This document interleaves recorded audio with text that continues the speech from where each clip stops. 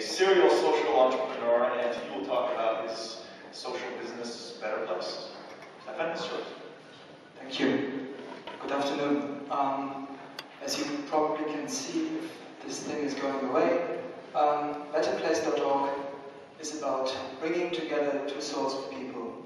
There are a lot of people who are willing to contribute to social innovation and to social progress. They have money, they have expertise, or they have time.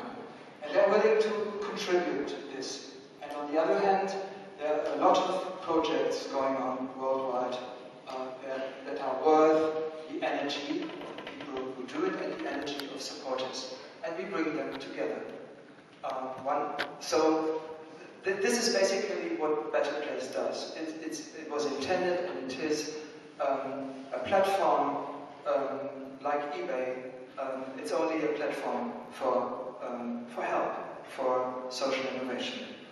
And if you take the economic background, many people wouldn't give their money to any kind of project, charity, or whatever, if they knew that 1/3 of the money for sure, and probably 50% of the money goes to the fundraisers. So I have nothing against fundraisers.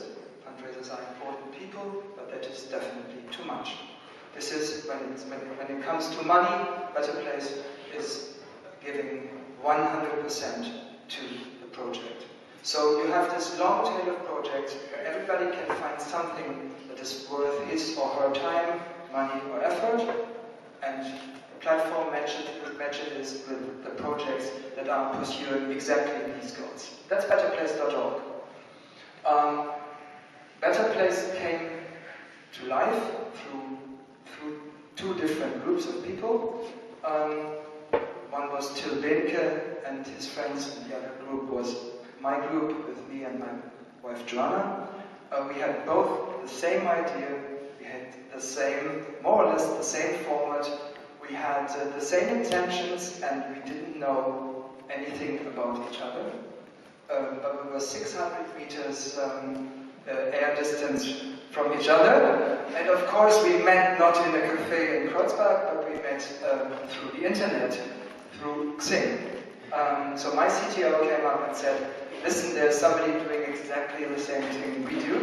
So we met, of course suspicious, and then after 2 weeks or 3 weeks, we agreed to merge.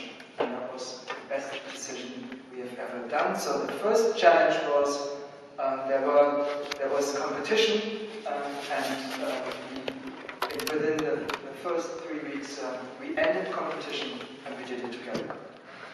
So Niels told me you want to know 3 challenges. I have 3 challenges of the past, but I had to write them down simply because there were 25, and the selection process to have the 3 was so difficult in between. Okay. So the 3 challenges for us. The first challenge is like any business you do, and I come to the social business aspect later. Like any business you do, you have to get your processes and your business model right. So how do you do that? You have to manage it, and you have to, that was our challenge, to evaluate, to measure what you do. Fortunately, when you're in the internet, you can measure a lot of things. You can measure conversion rates, you can measure how much people spend time on your platform, you can measure how much money they give, and so on and so on. So every week, we have like 25 pages, visualized metrics, to see what we do, where we perform, and where we don't perform. And that is very, very important. And one of the 5 of us, Stefan Schmal, he can live in an Excel sheet and bring it to life for other people who are not very deep into numbers. And I admire that very much, and he's helping us a lot. So the second thing, of course, the second challenge, of course, is always to get the thing financed. So all the 5 founders took their own money first to finance the effort and to bring Better Place live in November 2007. But of course, we couldn't finance the whole journey. So we had to find other people helping us for the initial stage until it becomes a complete social business and is self-sustaining to finance the journey. And that was, of course, fundraising is always a very big challenge. And I think the reason why it worked was, and you want to know what worked, the reason why it worked and when we have funding is because the energy of all the people working with and for Better Place, and the model itself was so persuasive, yeah, that it's not only going to somebody and saying, look, you want to give me €1 million, but it's more like, would you like to join in this wonderful effort? And that makes it a lot easier to get the money. And probably the same experience Cinema Janine did, because there were a lot of people that said, this is going to my heart and I want to be part of that project. And the third challenge we are still somehow fighting with is, of course, we kind of disrupt a little bit an industry, and that's the industry of fundraising. Traditional organizations, they are used to get the names of the donators so that they can do additional fundraising by sending letters and so on, and we wouldn't give them the names because it's a platform and we give 100% of the donations to the projects, grassroots projects or projects from big organizations. So there is a systemic challenge, yeah? That the big organizations think that we are competition, that we take something away, that we don't give them names, and so on. It's understandable, and it's a long way to argue with them and to say, look, we are an additional channel for you, and we don't endanger your model. We are simply transparent. We want to know what happens to the money, so you have to change a little bit. Change is always difficult. They don't want us to differ. I remember a big organization that in the very beginning we said, and probably you should tell the people what you do with the money, because that's what we do on the platform, and said we never tell people what we do with the money. We said then you have no place on Better Place. That's very simple. And 10 months later, they had a project in Better Place, and they said what they do with the money. So change is possible, but change is always slow. So that's a big challenge. It's a systemic challenge.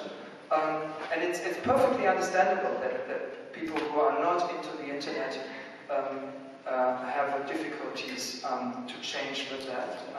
And I remember a meeting of CEOs of large international NGOs, 15 leaders, and 5 of them said the internet is a phenomenon that is going to go away. So this is how they deal with the internet. So 3 challenges for the future, and if you give me 2 more minutes, I'm through. Okay.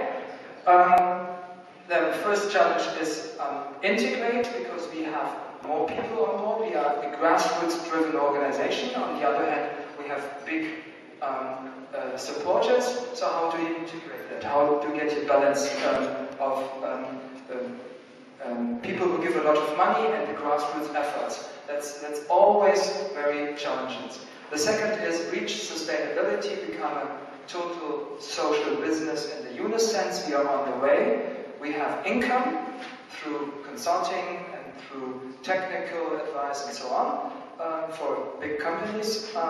We help them to establish white label Better Places.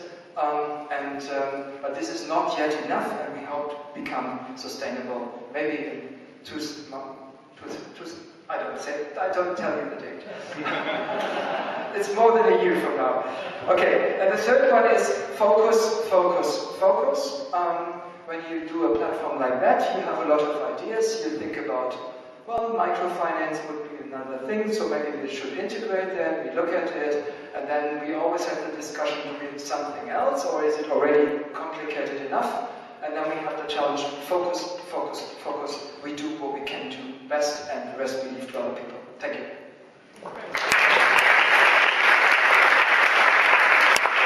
Thank you, Stefan. And thank God that the that has